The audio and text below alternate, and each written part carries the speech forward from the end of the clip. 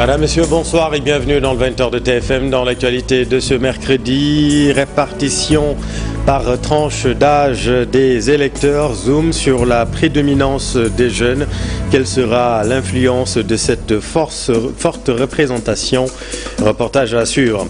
L'actualité politique, c'est aussi la lettre de Macky Sall aux Sénégalais. Il regrette le ralentissement de l'économie pour remettre le pays sur la voie de l'émergence. Il s'engage sur 7 points. Les détails dans cette édition. Et puis large victoire de Donald Trump. Kamala Harris a appelé le président élu pour le féliciter de sa victoire. Les républicains ont raflé le vote populaire. Mieux, les 7 États décisifs sont aussi en rouge. Voilà pour les titres et tout de suite le développement.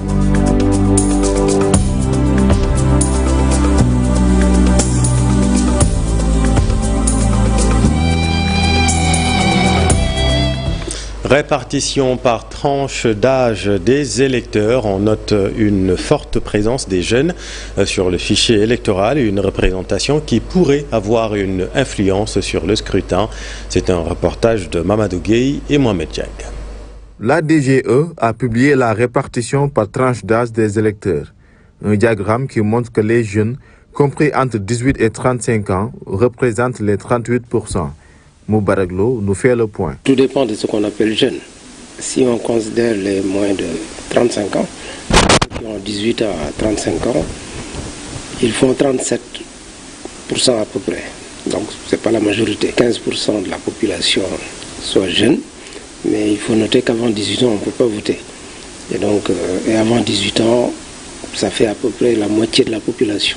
Pas tout à fait, mais c'est à peu près la moitié. Et cette moitié ne peut pas voter. Une représentation qui peut avoir des impacts et des influences sur le vote, en prenant compte des nouvelles classes politiques et leurs offres. Mais on ne peut pas gagner une élection aussi en ne pas être soutenu, si on n'est pas soutenu par cette catégorie d'âge, parce qu'elle pèse et elle est importante. Mais disons, vous avez aussi ceux qui ont 35 à 45 ans, ceux qui ont 35 et 60 ans, qui représentent également une grande force. Les jeunes peuvent voter des candidats jeunes, ils peuvent voter pour des candidats qui ont de l'espoir pour eux, mais ils peuvent aussi voter pour des personnes mûres, mais qui pour eux peuvent créer le changement. L'inscription automatique sur le fichier, comme la suppression des cartes d'électeurs, sont également préoccupantes, bien qu'elles nécessitent un long processus. Parce que vous avez le fichier qui est géré par la police, l'état civil, et vous avez la direction générale des élections. Donc il faudrait créer cette passerelle entre les deux structures. Et il y a aussi les extraits de naissance qui sont gérés par les mairies. Donc il faut fiabiliser dès la naissance l'extrait de naissance.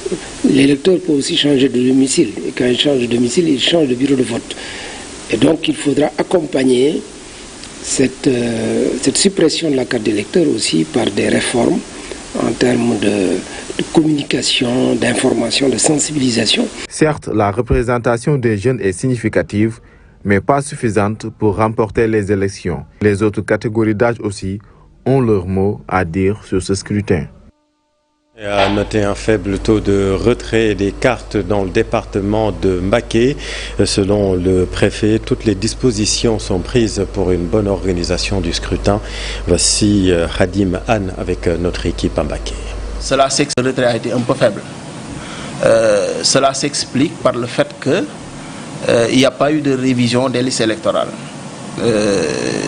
Les cartes qui étaient en souffrance au niveau des préfectures et sous-préfectures, 100 et quelques cartes qui ont été retirées au niveau donc des commissions. Il reste toujours effectivement des cartes qui sont en souffrance. La commune de Touba Mosquée est la commune qui a le plus grand nombre d'électeurs, le plus grand nombre également de lieux de vote, pour dire que nous sommes fin prêts, en tout cas quasiment fin prêts pour l'organisation de ces élections. La commune de Touba Mosquée certainement, caractérisée par un nombre important d'abris provisoires, est également en train donc de se préparer pour ces élections législatives.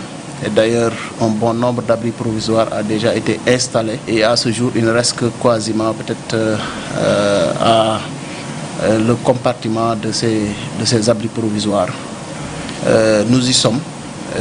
Nous avons, en tout cas, une bonne partie du matériel électoral a été réceptionné. Rien qu'hier, j'ai réceptionné une partie des bulletins de vote. Ce matériel sera conditionné dans cette semaine, quasiment fin prêt pour l'organisation de ces élections. Pour vous dire que dans le département de Mbacké, nous sommes quasiment prêts pour en tout cas organiser ces élections. Tête de liste de la coalition Takku Wallu, Macky Sall s'adresse aux Sénégalais par voie épistolaire. Dans sa lettre, l'ancien président pointe l'inversion des rôles entre le chef de l'État et son premier ministre, mais aussi le ralentissement de l'économie. L'ancien président de la République s'engage sur 7 points pour remettre le pays sur la voie de l'émergence, selon lui.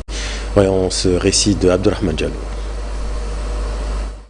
Dans sa lettre adressée aux compatriotes, le président Macky Sall dit avoir laissé un pays avec des instruments d'inclusion économique et de justice sociale opérationnels, notamment l'ADER, le 3FPT, le programme Ryundaoni, les bourses de sécurité familiale et la couverture maladie universelle. L'ancien président estime qu'après 8 mois, il constate avec regret que ses acquis sont gravement menacés. L'économie est en berne, comme en témoigne la situation catastrophique de l'agriculture, de l'élevage, de la pêche, de l'artisanat, du petit commerce qui occupe des millions de compatriotes et celle du bâtiment avec des milliers d'ouvriers au chômage et autant d'activités connexes qui sont à l'arrêt. 8 mois après, le leader du parti APR ajoute que la note de notre pays a été dégradée par des agences d'évaluation suite à des affirmations intempestives, calomnieuses et sans fondement, dont la dernière, encore plus grotesque, qui prête sur un prétendu compte bancaire aux 1000 milliards de francs CFA a été vite démenti par des professionnels de la banque. Au même moment, Macky Sall ajoute qu'on note des scandales présumés à l'ONAS et à l'ASER qui tardent à être élucidés. L'ancien chef de l'État rappelle que le populisme et l'autoritarisme mènent directement à la dictature et à la destruction de la démocratie. La tête de liste de la coalition Takku Wallu Sénégal rappelle aux Sénégalais que Ousmane Sonko et compagnie avaient dit qu'ils n'avaient pas besoin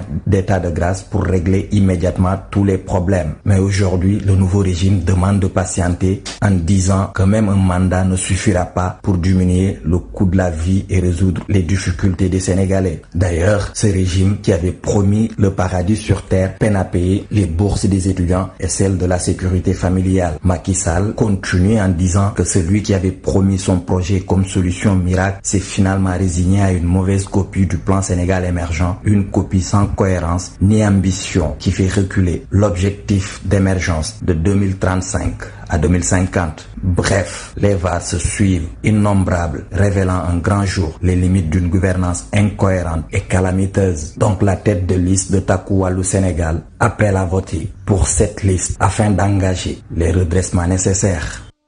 Et parlons des autres listes. Le convoi de la coalition Sams Gafaga, victime d'une attaque sur la route de Kaolack. Selon les témoignages, plusieurs véhicules sont caillassés. Après 25 ans de surf professionnel, il se lance dans les affaires et aujourd'hui où Marseille met le pied dans l'arène politique, il est la tête de liste du département de Dakar. Ce natif de Ngor, président de la Confédération africaine de surf, est un novice en politique plein d'engagement. Son portrait avec Dissa Prera. Il fait partie des nouvelles têtes en politique. Investi tête de liste à Dakar pour la coalition Sénégal-Kessé, ce jeune originaire d'Angor a grandi les rêves plein la tête. Qui est-il vraiment? Donc, Oumar Sey, le sportif, Oumar Sey, l'opérateur économique, homme d'affaires, Oumar Sey qui rentre dans la politique. Pourquoi je vais rentrer? Un surfeur professionnel, 25 ans de carrière, plusieurs fois champion. Le premier Africain à être reconnu dans le monde dans ce sport. Un garçon qui a dû vécu une expérience qu'Omar veut partager avec les Sénégalais. Oumar Sey qui va être député, pourquoi? Aujourd'hui, comme une expérience de vie, c'est ce que j'ai hérité, que je veux apporter, que je veux accompagner avec toute personne qui est à la tête de ce pays. Dans son programme, l'homme se concentre sur 3 axes essentiels qui lui paraissent importants pour le pays. Dieu fait que je suis là-bas demain. Je vais défendre 3 ou 4 points. C'est comment exploiter le littoral de Dakar et du Sénégal. L'autre point aussi, les conditions de détention, l'incarcération des prisonniers. Pour moi, on peut allégir ça. L'autre point, c'est les sportifs au niveau. Le sportif au niveau sénégalais, quand il est en forme, quand il est beau, quand il brille, tout le monde l'aime. Mais on ne se soucie pas de demain ce qu'il est devenu. Oumar est convaincu que seul l'engagement des jeunes d'ici ou de la diaspora peut faire changer les choses au pays de la Teranga. Parlons agriculture. Le défi est lancé par les travailleurs et cadres de la compagnie sucrière. Ils ont lancé la campagne sucrière lors d'une grande marche organisée à Richard Toll. Les acteurs comptent sur le soutien de l'État pour arrêter l'importation de sucre. C'est un reportage de Ousseinou Diop. L'amicale des cadres de la compagnie sucrière sénégalaise a organisé une randonnée pédestre pour lancer la campagne. Les cadres de la boîte ont sillonné toute la ville de Richard Toll pour donner le top départ. Vous dire que démarrer cette campagne avec une randonnée pédestre a un signe qui est une mobilisation, un échauffement pour faire de cette campagne une victoire. Nous avons des objectifs à atteindre. Cette année, la direction de la compagnie sucrière sénégalaise, avec le soutien de l'État sénégalais, veut relever les défis. 1800 tonnes, mais je dirais qu'on a bien sûr l'espoir de dépasser à nouveau les 140 000 tonnes de sucre pour cette campagne. Nous avons besoin d'avoir le soutien du gouvernement pour limiter les importations et donner la priorité à la production nationale et plus tard à nous accompagner aussi pour pouvoir continuer notre croissance. La CCS veut assurer l'autosuffisance en sucre dans le pays. Pour y arriver, le directeur général rappelle à l'État l'urgence d'octroyer à la compagnie sucrière sénégalaise 3000 hectares de terre pour produire dans les années à venir 200 000 tonnes de sucre. Notre président, ça fait 3 mois qu'on ne vend pas de sucre, tout simplement parce que des autorisations démesurées d'importation de sucre ont été données. Donc tout ce qu'on demande, c'est, comme je l'ai dit, de prioriser absolument la production nationale, laisser la place à la production et à la vente du sucre de la CSS et n'importer ensuite que ce qui est strictement nécessaire. Les cadres de la compagnie sucrière sénégalaise ont profité de cette randonnée pédestre pour inviter l'État sénégalais à accompagner la CCS qui emploie aujourd'hui plusieurs milliers de personnes. Et puis une polémique presque surprise a éclaté à l'Agropole Sud sur le site d'Adéane. Une centaine de travailleurs réclament leur salaire à l'entreprise concessionnaire des travaux. L'administration de l'Agropole monte au créneau en tenant une conférence de presse compte rendu Boubacar Diassi.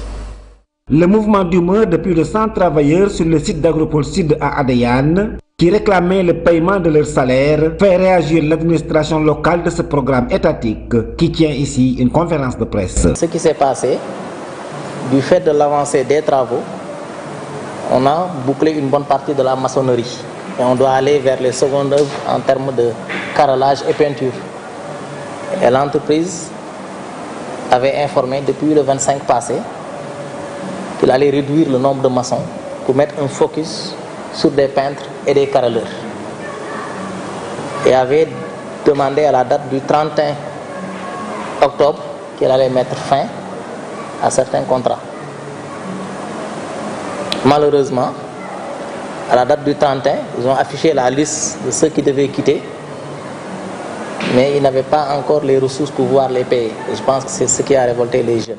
Le coordonnateur de l'Agropole Sud ajoute cette précision. On vient juste rétablir les faits, parce qu'il ne s'agit pas de Agropole, mais il s'agit de l'entreprise des travaux qui recrutait des main-d'œuvre journaliers sur le chantier et qui restait devoir de l'argent à une centaine de personnes dont le contrat avait été mis fin et que les ressources n'étaient pas arrivées à temps. Donc, au moment où nous parlons, l'entreprise a mobilisé 12 603 000 pour éponger et payer effectivement ce qu'il devait à ses employés. L'Agropole Sud est l'un des 5 agropoles du pays. Il couvre les régions de Ziguinchor, Sédhiou et Kolda et à terme, il devra employer plus de 17 000 jeunes Sénégalais. Dans l'actualité également, écho du Conseil des ministres, le chef de l'État, son Excellence M. Bassirou Diomaye Faye, a présidé ce mercredi 6 novembre la réunion hebdomadaire du Conseil des ministres au Palais de la République. Le président de la République s'est incliné à l'entame du Conseil des ministres devant la mémoire de M. Mamadou Moustapha Ba, ancien ministre de l'économie, des finances et du plan, rappelé à Dieu le lundi 4 octobre 2024. Il a présenté les condoléances de la nation à sa famille et au personnel du ministère.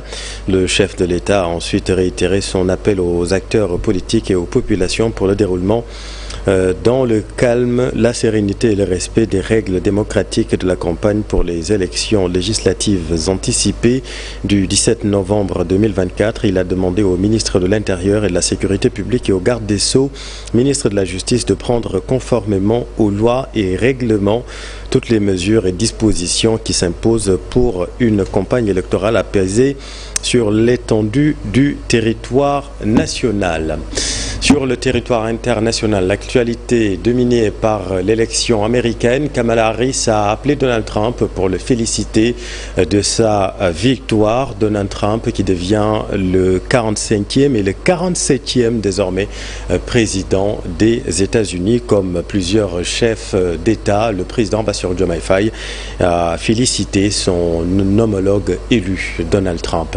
Cher Diop. Un retour en forme de revanche. Le candidat républicain à l'élection présidentielle américaine, Donald Trump, est largement en tête de l'élection. Encore président des États-Unis, le milliardaire a revendiqué sa victoire face à ses supporters en Floride. Le 47e président des États-Unis a remporté plusieurs voix face à Kamala Harris. Trump a déjà reçu des félicitations de certains hommes d'État, comme Emmanuel Macron. Pour rappel, Donald Trump a connu de nombreux problèmes judiciaires aux États-Unis durant la campagne. Il a même fleuré la mort lors d'un meeting dans un espace public.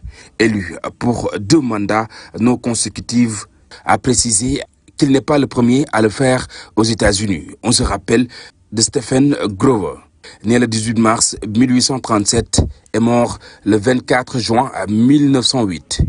Un homme d'État américain, 22e et 24e président des États-Unis. De 1885 à 1889 et de 1893 à 1897.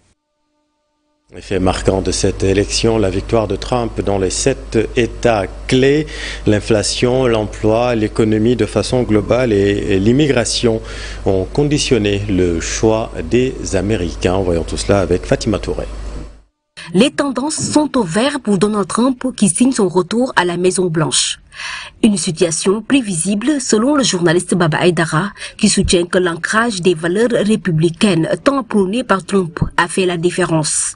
Son succès repose largement sur son principe America First, l'Amérique d'abord. Cela se reflète notamment dans sa politique migratoire où une grande partie des citoyens américains se reconnaît dans ses positions. Cette adhésion s'est renforcée face aux récentes vagues d'immigration clandestine. En outre, les républicains devraient prendre le contrôle du prochain Sénat, ce qui consolidait encore plus sa position. Sur le plan social, l'insistance des démocrates sur les droits des homosexuels a fini par heurter la conscience de nombreuses familles américaines. À cela s'ajoutent les problèmes économiques causés par l'inflation qui est en train de prendre des proportions inquiétantes. La différence s'est faite très rapidement, simplement parce que à un moment donné, les Américains, qui sont très inquiets sur le plan économique, notamment avec les dégâts de l'inflation, ils se disent on fait beaucoup plus confiance en Trump qu'en Harris. Ils ont voté ces deux. Les sondages de sortie des urnes, c'était soit la démocratie, soit l'économie. Donc c'était les deux. Les électeurs ont plébiscité les deux là. Et à l'arrivée, c'est même plus l'économie qui a pris le dessus sur la démocratie. À cela s'ajoutent les guerres interminables et particulièrement l'agression d'Israël contre ses voisins. Pour de nombreux Américains, l'aide militaire déployée en Ukraine est perçue comme un fardeau, d'autant plus que l'inflation continue de peser lourdement sur leur quotidien. Pour l'heure, même si les résultats officiels ne sont pas encore publiés, provisoirement, Donald Trump devient le 47e président des États-Unis d'Amérique. Merci Fatima. Et on parle de l'immigration, un sujet cher justement à Donald Trump. Le groupe pour l'étude et l'enseignement de la population a organisé une conférence de presse ce mardi. Objectif, dégager des solutions pour que les jeunes réussissent ici au Sénégal et abandonnent les tentatives de migration. C'est un reportage de Alassane Diop. La population Maintenir la jeunesse africaine dans leur pays, c'est le prétexte de cette conférence autour du thème « Enjeux et défis de la gouvernance des migrations sénégalaises, africaines et internationales ». Une occasion qu'a saisi le groupe pour l'étude et l'enseignement de la population pour un diagnostic. Les mesures les plus importantes aujourd'hui qu'on doit prendre, c'est de faire en sorte que les jeunes africains veuillent se promouvoir en Afrique, chez eux d'abord. Or, l'enquête qui a été menée par l'OCDE en 2023 indique qu'au Sénégal, sur les personnes interrogées, 36% déclarent qu'ils veulent partir. Décor campé, le groupe propose une palette de solutions pour une autonomisation des jeunes. Au-delà de cet objectif, fixer la jeunesse africaine afin de contrecarrer les vagues de migration. Et les mesures doivent contribuer à cela. Première mesure, c'est de créer les conditions pour que dans l'éducation, qu'il y ait une adéquation entre les formations et l'employabilité. Deuxièmement, que les formations soient révisées pour correspondre aux besoins de développement. Troisièmement, que les gens soient accompagnés pour réussir en entreprise. Il y a des professeurs ici à l'université qui sont en train de montrer des bons exemples de réussite locale. Pourquoi faire tellement d'efforts à l'étranger et pas les faire ici? Dans ces pistes de solutions, l'État a un rôle prépondérant, ainsi que tous les acteurs de développement. Ce travail-là suppose que l'État, les collectivités territoriales, les mouvements sociaux créent des incubateurs d'entreprises qui permettent aux jeunes d'avoir la possibilité de s'initier, de développer des innovations, d'entreprendre et de réussir. Et pour cela, comme toute création, une création quelconque a besoin d'être accompagnée pour mûrir. Vous avez vu le taux de mortalité des entreprises est un taux extrêmement élevé. La migration est un phénomène qui a décimé plusieurs jeunes Africains, et particulièrement ces dernières années où elle a connu une hausse faisant encore plus de victimes. C'est la fin de cette édition. Merci infiniment de l'avoir suivi. Soir d'info, la suite dans un instant avec Papa Blader et son invité. Restez avec nous, vous êtes au bon endroit. Bonne soirée.